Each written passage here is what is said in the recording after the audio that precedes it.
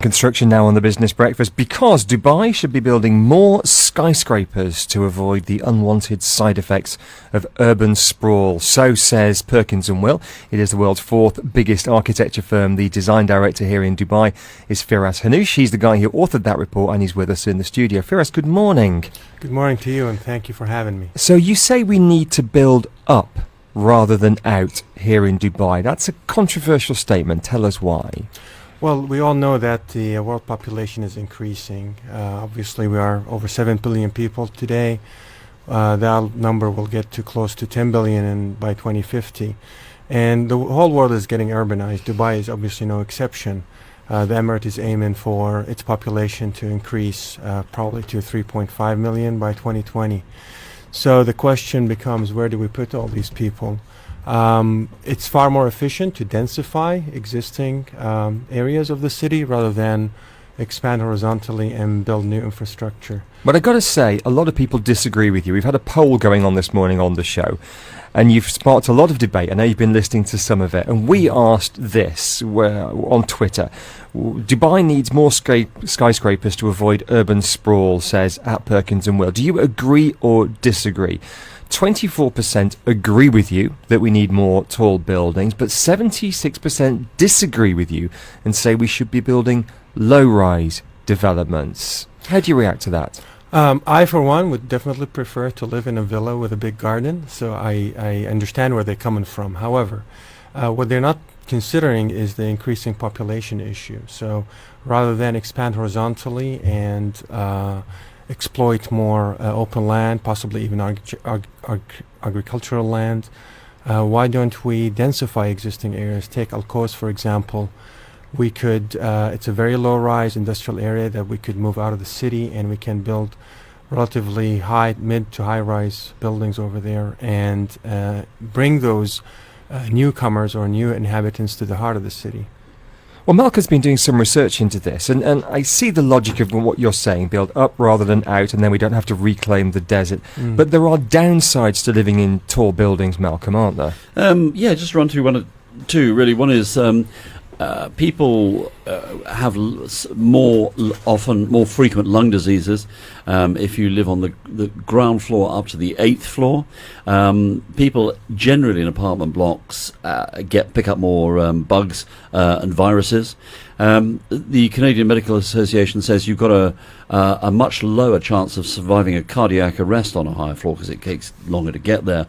They have found that there were no survivors amongst 7,800 cases above the 25th floor. They did find, though, that, of course, on the other side, that the 8th floor above dwellers are fitter because they sometimes walk up. So, but mostly sort of negative stuff.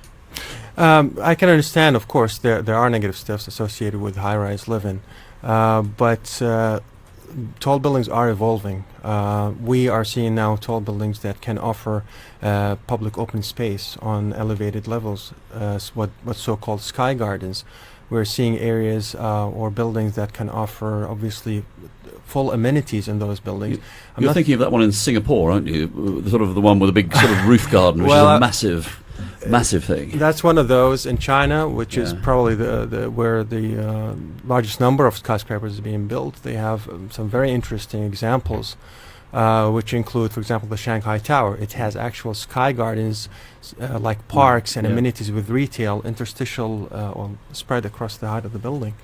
So we have some very exciting types of tall buildings coming up. It's the design that has to evolve to mitigate those issues you spoke about. I looked at the Perkins+Will website last night and expected to see lots of tall building projects, gleaming towers and the like, that have been completed by yourself.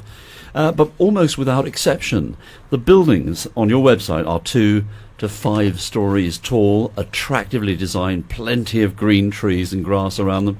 And yet I understand that you're saying, really, that's not what we need in larger cities like Dubai. And yet your company sort of specialises in lovely sort of low to mid-rise environments. That's true, but also we do urban design and planning, which is about basically looking at the future of cities.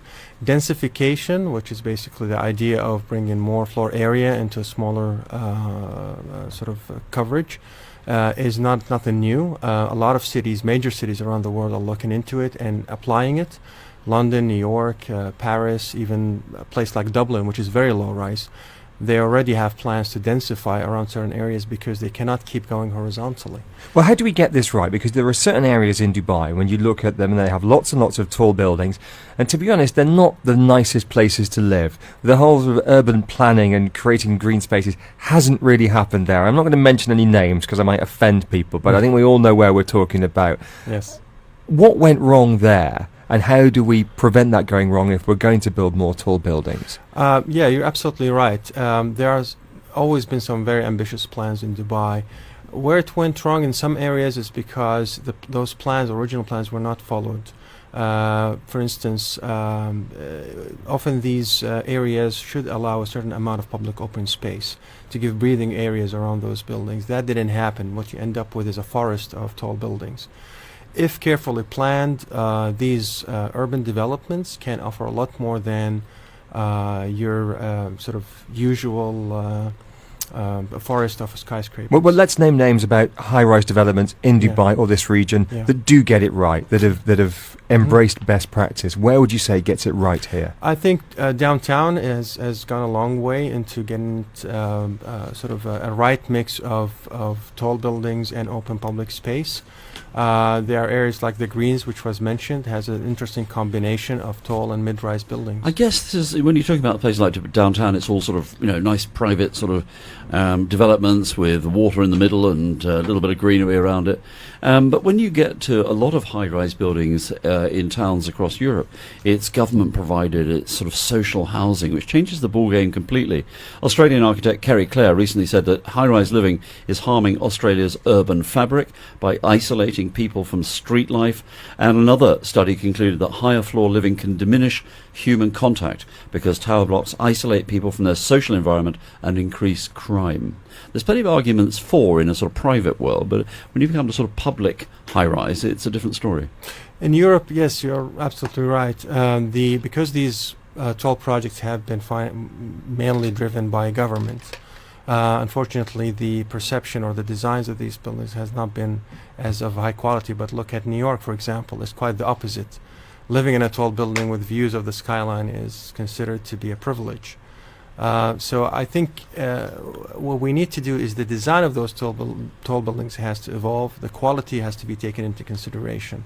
What about some kind of halfway house? Lots of talk on Twitter this morning, people like Marina and Pallavi writing in saying they like developments. 3 have been mentioned: City Walk, the Greens and Motor City, because they're kind of 3, 4, 5-story buildings. They're apartment blocks, they're not villas, so there's an element of efficiency there, but they strike the right balance between everyone having a villa with a garden or living in a 60-story anonymous tower block. How viable are these, let's call them mid-rise developments? Well, of course we need them, but the important thing here is to start densifying basically in the heart of the city. We cannot continue to be 1 and 2 stories all the way. I guess the biggest argument against high-rise has just been demonstrated well here in Dubai with the various fires that we've had here, and there was the Grenfell Tower fire in London, all sort of blamed on the cladding. Architects like yourself, what do you do about that? I mean, is there an alternative to cladding which is cost-effective?